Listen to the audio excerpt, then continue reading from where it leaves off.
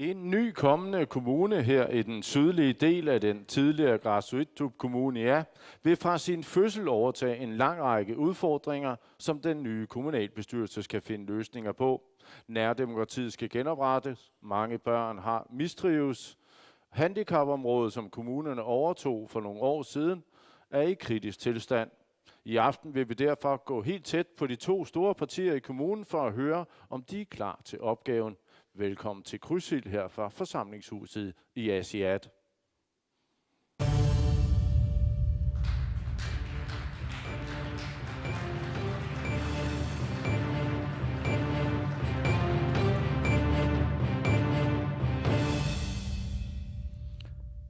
Og velkommen til de to kombattanter, som er med her i aften. Det er fra Siumut, Christian Broberg, og fra IA er det Niels Christensen. Velkommen til jer. De andre partier ønskede ikke at være med i aften, så derfor så er det en hårdt actionfyldt halv time, vi har med jer to. Et af de allervigtigste områder for en kommende kommunalbestyrelse at få styr på er vores børn. Også her i regionen er der mere alvorlige udfordringer med at give børnene mange steder et trygt, godt og et sundt liv. Det har kommunalbestyrelsen blandt flere ansvaret for. Vi har talt med børnetalsmanden om nogle af de udfordringer, en kommende Asiat kommune står overfor. Prøv at se med her. Altså ud fra vores borgerhenvendelser, det vi dagligt får i MIO, altså der har vi en del henvendelser fra Asiats bygder, og vi har også en hel del henvendelser fra, Qaqortoq. Hvad er det for nogle henvendelser, I får? Det handler typisk om, hele plejebørnsområdet, men også i forhold til seksuelle krænkelser. Og hvor burde det der kommende kommunalbestyrelse gøre noget ved det? Altså de typer henvendelser, vi får, handler jo typisk om, at man føler, at man ikke har fået en sagsbehandling, man mener er nok, eller skal være bedre, og så søger de råd hos os, og så rådgiver vi dem herefter. Så det er i hvert fald vigtigt for den nye kommunalbestyrelse også at være rigtig opmærksom i forhold til, hvad det er for en sagsbehandling, de her mennesker får. Ingen eller mangelfuld sagsbehandling, hører vi her børnetalsmanden siger. Hvorfor tror du, det er sådan, Christian Broberg? For det første vil jeg sige tusind tak for Siumuts vegne, at den store arbejde, der er foretaget fra børnetalsmanden. Der er ikke nok denne her behandling, som vi har gjort over for vores børn, den er ajobok, rent sagt på grønlandsk. Det vil vi ikke have. Vi vil ikke have, at vi behandler vores børn på den måde i vores nye kommune. Og det vil så sige, at den her måde, som vi har udført arbejdet, det var måske ikke godt nok. Vi kan kun godt gøre det bedre. Og det kan vi gøre således, at vi samarbejder med samtlige instanser. For eksempel som den nuværende, gennem den lov, som Landstinget har vedtaget, skal vi selvfølgelig arbejde. Men, der er nogle ting, som vi måske hen ad vejen, når vi arbejder med børn, vi glemmer, at et barns helhed. I skolen kender man barnet i 6-7 timer. I fritiden, der er man ingen forældre, har jeg sagt. Der er det ude at lege. Om aftenen, der er det jo sådan set kun 2-3 timer sammen med deres forældre. Altså en helhedsbarn, det er det, vi skal finde ud af. Det har vi ikke været dygtige nok. Nu må vi altså tage os sammen og gøre tingene bedre. Om så er det også kun i Siumut, der gør det. Det tror jeg, ikke? Vi skal nok gøre det bedre. Den her situation, vi er i, den er utåleligt og kan aldrig godkendes. IA, hvad tænker du?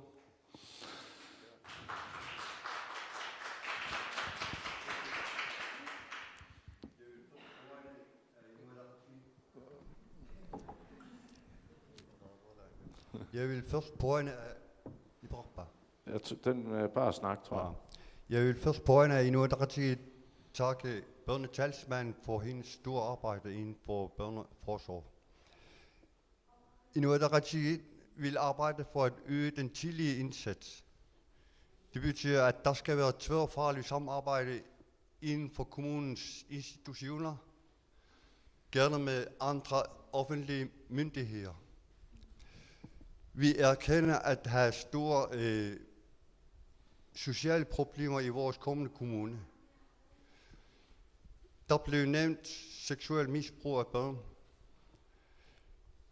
Tidligere i Asiat Kommune 1 har vi haft en borgmester, der arbejdede for børnekrænkelser, seksuelle krænkelser, hvor man oparbejdede viden fra bunden af med støtte fra eksperter udefra. Vi ved, at vi mangler eksperter. Derfor vil vi skabe samarbejde om vores store problemer omkring seksuel misbrug af børn blandt andet. Vi har kendskab til en dansk Janus Center, som er eksperter på området. Vi vil oprette kontakt og samarbejde, således vi kan genopbygge vores viden til behandling af disse problemer. Rønner. Siumut, hvis vi går lidt mere konkret til værks, så er der ingen tvivl om, at der skal gøres noget her. Men er der nogle konkrete ting i Siumut-gruppen har tænkt, det er det her, vi nok skal være bedre til? Jamen, det er rigtigt nok, at alt det arbejder, som er foregået, selvfølgelig er der nogle gode ting. Men det er jo det, at igennem rigtig mange år er vi helt overbevist om i Siumut, at alle de ting, som man har overset totalt, alt det her problemer, det er kun sådan set måske desværre på grund af, jeg siger det fordi, vi har ikke kunne se det i kommunen, at på grund af den fantastiske arbejde, som er foretaget af talsmanden og hendes medarbejdere, som er foretaget. Og børnene her på den måde, som sagt, er det meget vigtigt, i stedet for at sætte sig ned i kontoret og lave nogle handleplaner sammen med forældre, og så lave en aftale om, hvordan og hvorledes det skal gøres. I stedet for kan man gøre det, at man tager turen til forældrenes bolig og snakke sammen, sy sammen, synge sammen, opvaske sammen, og snakke om selve den aktuelle miljø, for at få en overbevisning om, der er nogen, som vi har overset. Det er nogle ting, som jeg mener faktisk, kan være gavne selve samarbejdet og arbejdet mellem forældre og myndighederne. Evalueringen, som børnetalsmanden lavede i den nordlige kommune, som også tæller den kommende kommune, der handlede det jo også meget om, at kommunen ikke var god til at komme ud til bygderne, vise sig. Folk var ikke så gode til at underrette på afstand. Skal en kommende kommune her være bedre til at komme ud til de små steder og være i dialog med borgerne direkte? Ja, men det er rigtigt nok, at nu bliver vi jo sådan en mindre kommune, og det bliver meget nemmere at komme til. Der er 4 byer og 8 bygder, som vi skal arbejde med. Jeg er helt overbevist om, at når vi ansætter folk, især som når vi tænker på det kæmpe store problem, som vi har med Asiat og Qaqortoq, især i vores område nu. Og der står man jo så mange ansatte, som måske har lige kompetencen til at arbejde med det.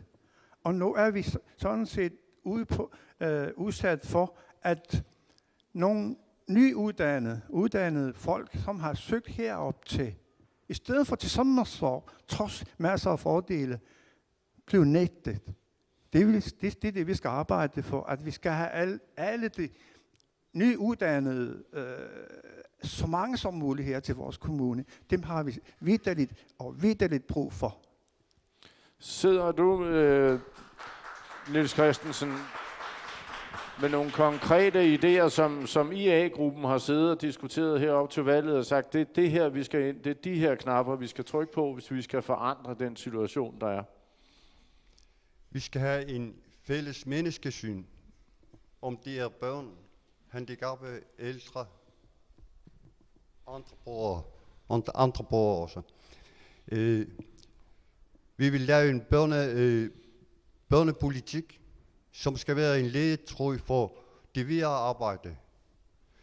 Inuit Ataqatigiit vil ikke tolerere besparelser, der går ud over bekymrede familier, ansatte, der løber rundt. Det kan ikke være meningen, at vi gemmer problemerne ind i regnskabet for at få overskud. De går ud over familierne og vores sociale område.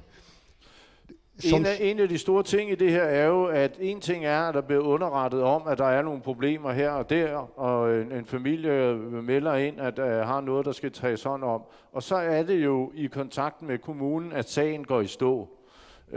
Så er der ikke nogen, der får reageret, der mangler uddannet arbejdskraft. Hvad er det i det led, at I kunne komme ind og trykke på, for at sørge for, at der faktisk blev handlet på de underretninger og på de sager, som lige nu går i stå hele tiden?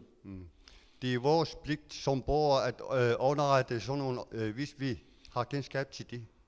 Og som nævnt før, manglende ansatte, overbebyrdede sagsbehandlere.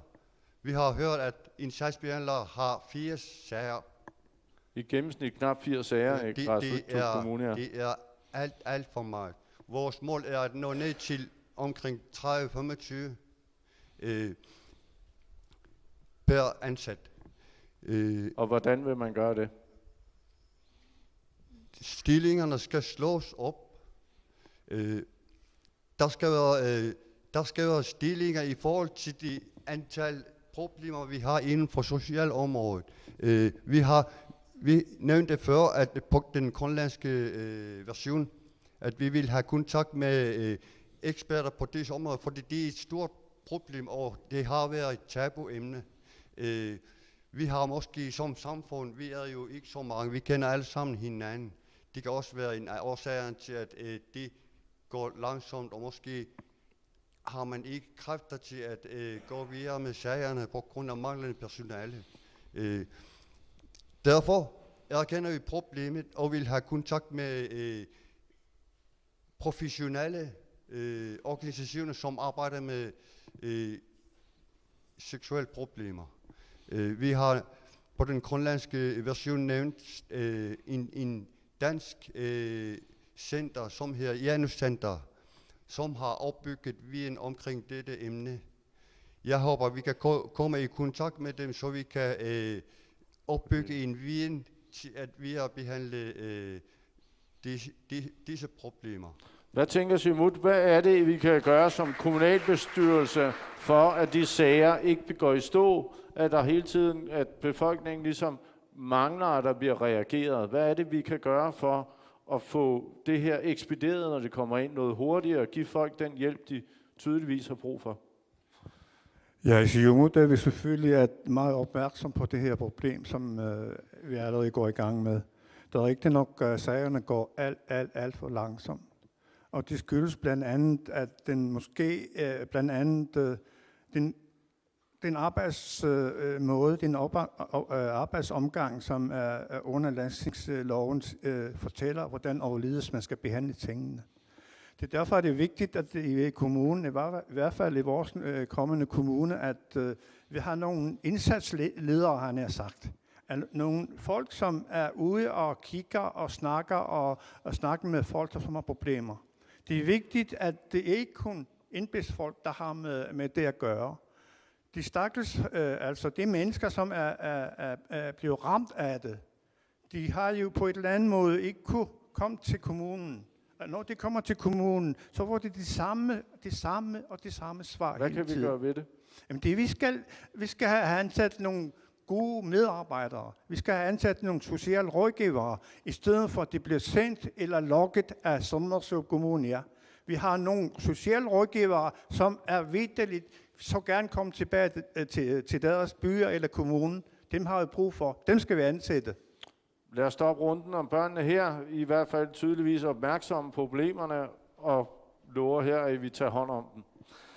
Vi springer videre til erhvervsudviklingen, fordi hvor skal pengene komme fra i en kommende kommune her? Mange af turisterne lander i Ilulissat, bliver der eller tager nordpå. Det kan nogle gange være lidt svært at få øje på, hvor skal pengene komme i kassen i en kommende Aasiaat Kommune. Niels Christensen, har du et bud på, hvor de skal komme fra? Erhvervsudvikling og kommuneplanlægning, de hænger sammen. Når vi kigger vestad, så ved vi, at Nordvestpassagen, skibstrafikken der, vil vokse de kommende år. Derfor mener vi, at udvidelse af Nordgrønlands største atlantkaj, det er en nødvendighed, hvis vi skal være på forkant med de kommende trafik. En sådan udvidelse af havnen vil åbne muligheder for øget eksport, som vil gavne hele Grønland. Derudover, Inuit Ataqatigiit og de nye koalitionssamarbejdspartnere, Inuit Ataqatigiit har krævet, at der skal etableres landingsbaner i Qasigiannguit, Qeqertarsuaq og Kangertiaq. Nu læner du op af nogle store anlægsprojekter, som måske ikke er realistiske. Hvad tænker du er sådan lidt nære ting? Er der ikke nogle andre, lidt mere håndgribelige ting, man kunne tage fat i? Jo, hvis vi vil udvikle turismen, så kræver det, at de kan komme hertil. De kan komme til Qasigiannguit, Qeqertarsuaq og Kangertiaq. Jeg har konkret mødt turister, som ikke vil til Ilulissat, men som mener, at Qasigiannguit, det ligger alt for langt væk, selvom de gerne vil derover. Hvad skal der til, for at de kommer til Aasiaat? De skal være de lokale entreprenører, der iværksættere, der udvikler produkter og sælger det. De skal ikke være et udenlandsk anliggende. De skal starte fra bunden af, og vi skal være der for at støtte dem som kommunalbestyrelse. Der bliver lavet en sygekabel hertil. Vi skal præsentere den ud af til IT-branchen, at her er der store muligheder, arealmuligheder for at etablere en IT-virksomhed. Danmark har lige vundet et lille plads til en stor international IT-virksomhed. Så skal vi også tænke stort, ikke bare små ting. De primære erhverv er også vigtigt. De primære erhverv er fiskeri. De skal vi have udviklet. Der skal være flere mennesker, der prøver at føre sig med de oprindelige erhverv. Siumut, hvad har Siumut-gruppen snakket om? Hvor skal udviklingen komme fra? Hvor er det naturligt at gå i gang med at udvikle noget og få nogle flere penge i kassen? Ja, for det første er jo selvfølgelig dejligt at høre fra Aasiaat-befolkningen, at vores kommune kommer til Aasiaat Kommune. Men det beklager jeg. Spøj til side. Ja. Vi kan selvfølgelig godt finde nogle navne, men det kan vi altid gøre bagefter, hvis vi har tid. Men det er rigtigt nok, at her i går, der nævnte jeg blandt andet om det her 4 forskellige steder, som har deres egne skærmer. Der er rigtig mange muligheder. Så som i dag, en af de nyeste, som vi besøgte i dag, det er Ammutsivik Børværftet hernede, som er gået i stå. I gamle dage, da jeg var elev her i realskolen, der var om vinteren fyldt med masser af både. Nu er der kun en fremmed båd dernede. Der sker et eller andet, desværre, som ikke går rigtigt. Men det ser ud til, at der er et eller andet, der går i gang. De livsner. Jeg håber på, her befolkningen i Aasiaat og andre steder, at kommer til Aasiaat, og vi har virkelig brug for sådan en bådværft, en rigtig bådværft i Nordgrønland. Der er rigtig mange både rejebåde, hvad hedder det alle sammen, og så videre. Vi ved godt, vandkraftværket er på vej. Den er sikker. Det er helt overbevist om. I hvert fald i Siumut. så bliver det jo ganget og asiat og glæde af det. Så mangler vi selvfølgelig Røddarsvar. Røddarsvar har vi en god mulighed for at få udviklet eller en opvarmning fra jorden af. Islændingene har været der. Det har undersøgt hele muligheden. Er I klar til at understøtte det lokale erhvervsliv i at få gang i nogle ting, som kan tiltrække turisterne til denne her kommune? Ja, det kan du tro, vi gør. I Røddarsvar blandt andet, vi er gået i gang med en stor arbejde, en stor projekt op bag ved fjeldet. Det er et kæmpestort område med, vi laver et løjpe på 900 meters løjpe. Og det er godt gang nu. Rigtigt, det har kostet rigtig mange penge indtil videre. Men jeg har nær sagt, det er godt, det er dejligt for sådan en lille by, som jeg gerne udvikle. Det er for turismen. Det kommer til at betyde enormt meget for turismen. Når Ilulissat får sin landingsbane, hvor skulle turisterne til? Det er meget, meget velkommen til Røddarsvar eller andre steder i vores kommune. Vi stopper den der, og så for tiden iler simpelthen afsted. Og vi springer til en nylig udkommet evaluering af kommunernes håndtering af handicapområdet fastslår, at det går rigtig dårligt. Generelt set er der ikke etableret tilstrækkelig kontrol for kvaliteten af det udførte arbejde. Enkelte sager kan ses ligge urørt siden udlægningen, manglende overblik generelt, og jeg kunne sådan set blive ved, kan man læse i denne her evaluering. Hvorfor tror I, at det er sådan, at vi har problemer også med børnene, men vi behandler heller ikke, i hvert fald i det kommunale system, de handicappede særlig godt? Hvad kan I gøre for at få det til at fungere? IA, Niels Christensen. Vi mener, at en god kommunalstyrelse vil styrke sagsbehandling på tværs i kommunen. Vi vil udarbejde en handicappolitik i samarbejde med foreningen.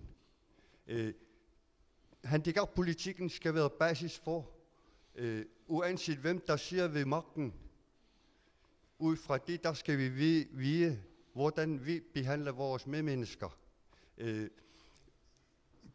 Sådan nogle boligbyggeri, som er egnet til handicappersoner. Alt, hvad der vedrører offentlig byggeri, i den forbindelse, der skal vi hele tiden tænke på, at vi har også handicappede mellem os. Vejanlæggene, de skal også tilpasses handicappede. Hver gang vi gør noget sådan offentligt, eller fra hvor offentlige myndigheder er med, så skal vi hele tiden tænke på, at vi er forskellige mennesker i vores kommune. Siumut, en stor del af problemet også inden for handicapområdet, det er, at der mangler kvalificeret arbejdskraft til at løse sagsbehandlingen af nogle til tider meget komplekse sager. Igen er vi tilbage til et sted, hvor der mangler kvalificeret arbejdskraft. Kan Siumut være med til at sikre, at vi får fat i den kvalificerede arbejdskraft, der også skal for at sikre, at de handicappede sager bliver taklet i henhold til loven? Fuldstændig kan du tro. Vi er meget opsat på i Siumut at gøre problemet til livs. Det vil så sige, at vores handicappede i dag har, som skal være lige mænd med os, har vitterligt brug for den behandling, som de mangler i dag. Og det skyldes jo blandt andet, at vi har måske rigtig dårligt til at behandle handicappede i dag.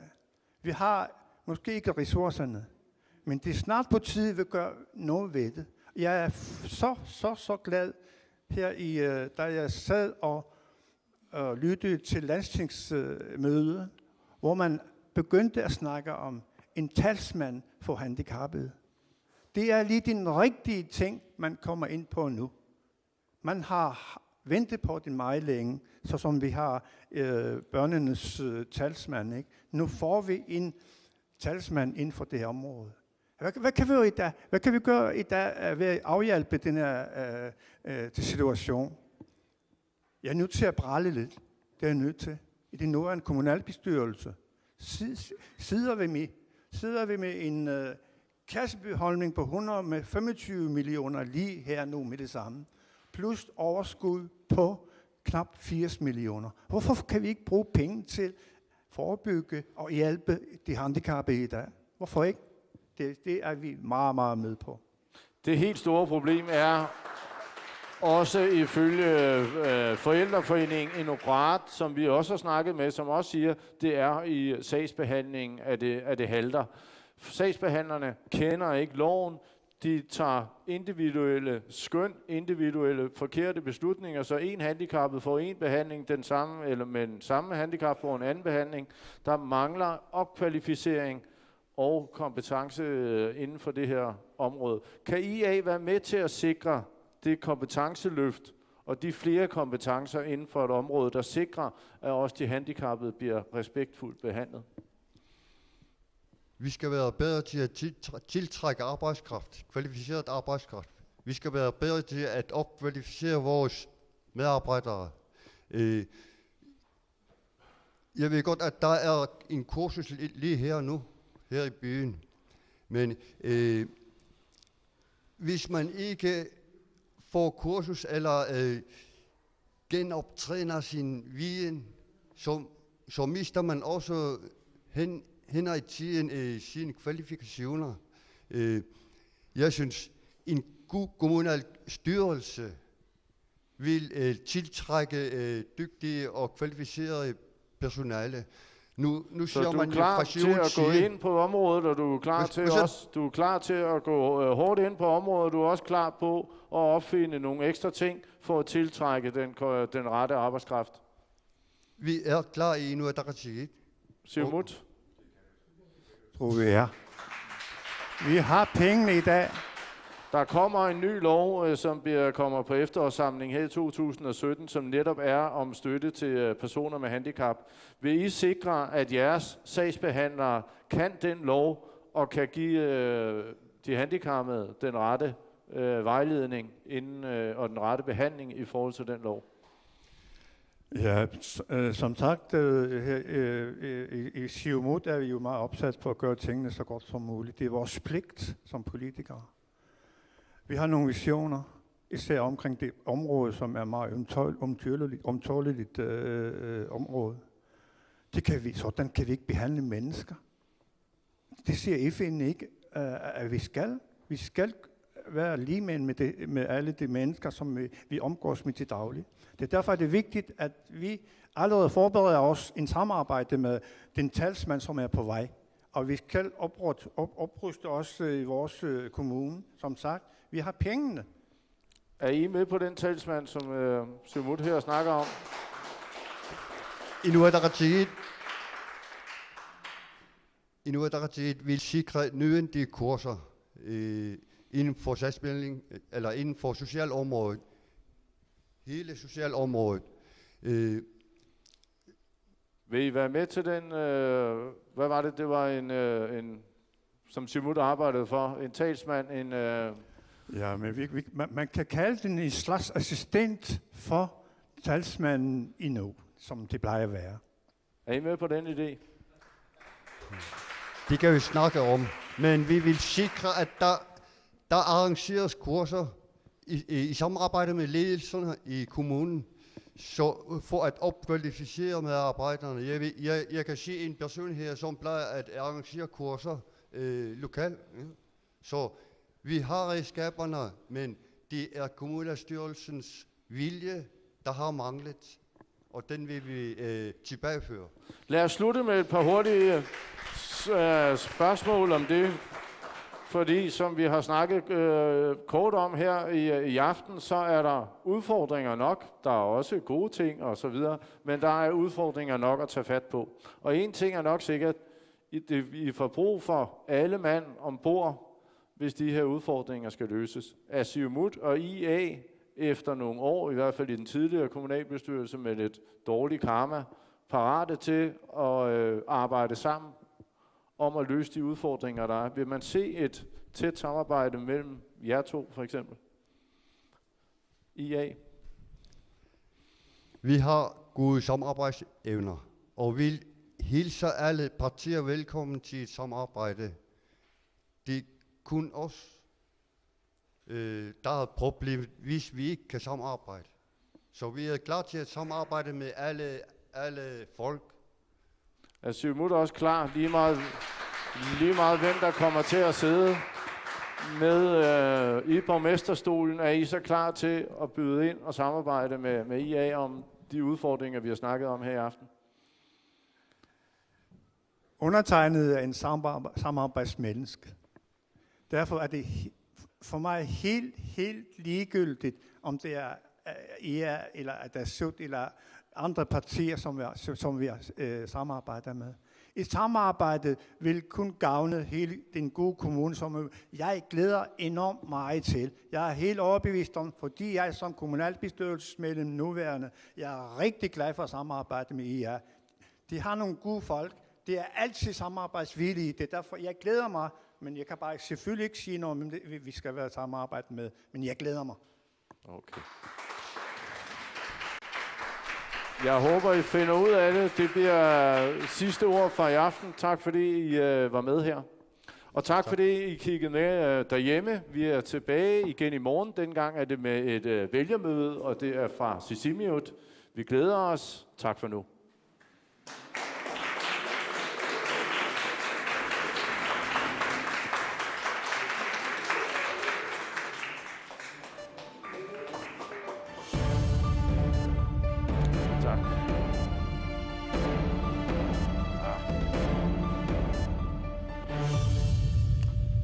Hej, Virke.